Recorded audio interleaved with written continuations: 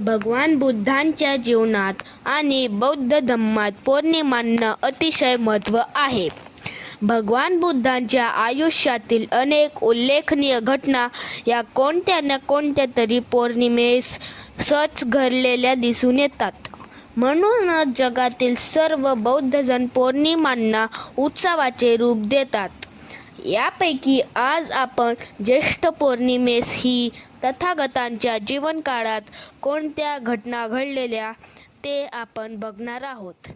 तसेच तथागतांच्या जीवनकाळात 2 व त्यांच्या महापरिनिर्वाणानंतर 2 अशा एकूण 4 खूप महत्त्वाच्या घटना घडलेल्या दिसून येतात.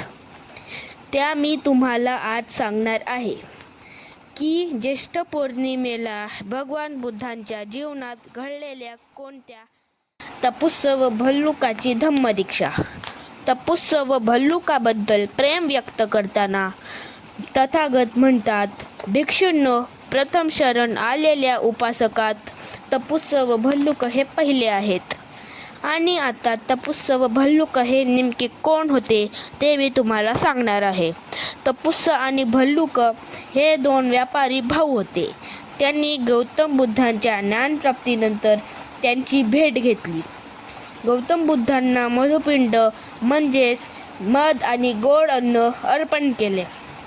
बुद्धांच्या उपदेशांना प्रभावित होऊन त्यांनी बुद्ध आणि धम्म याची शरण घेतली. ज्येष्ठ पौर्णिमेच्या पवित्र दिवशी तपुस्स आणि भल्लुक यांनी बौद्ध धम्माची शरण घेऊन धम्मदीक्षा स्वीकारली. ते बुद्धांचे पहिले गृहस्थ उपासक ठरले. चला आपण हे बुद्धांच्या शिकवणीनुसार करुणा, मैत्री आणि